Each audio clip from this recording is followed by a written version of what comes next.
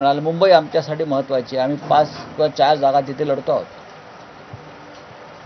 तसंच सांगलीच्या बाबतीमध्ये गेल्या काही दिवसापासून सांगलीतले काही प्रमुख काँग्रेसचे कार्यकर्ते आहेत, पदाधिकारी आहेत, त्यांची एक भूमिका आहे, त्यांनी ती भूमिका व्यक्त केली आणि त्या भूमिकेचा आणि त्यांच्या भावनेचा एक राजकीय नेता म्हणून मी आदर करतो. जसं कोल्हापूर आहे, कोल्हापूरची जागा आमची स्वतःची, तिथे खासदार निवडून आला आमचा, पण आम्ही ती जागा काँग्रेसकडे दिली कारण छत्रपती शाहू महाराजांना लढायचं आहे तिकडे.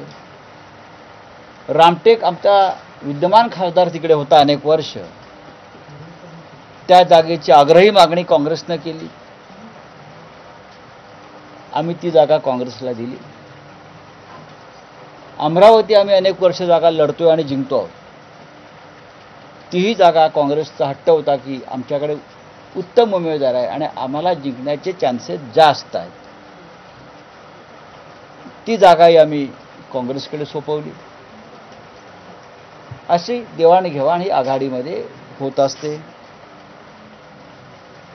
त्यानुसार सांगली आम्ही लढावी अशी पश्चिम महाराष्ट्रातल्या आमच्या कार्यकर्त्यांची इच्छा झाली.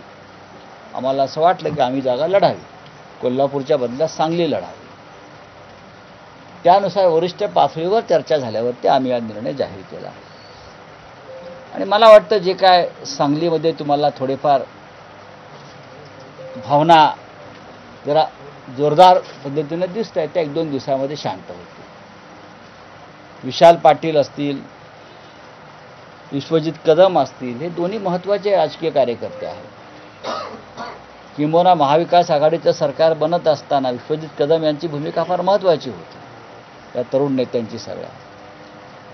आणि उद्याच्या राजकारणामध्ये विशाल पाटील यांना सुद्धा महत्त्वाची भूमिका नक्कीच मिळेल आणि त्यासाठी शिवसेना पुढाकार घेईल असं आम्ही ठरवलेलं आहे.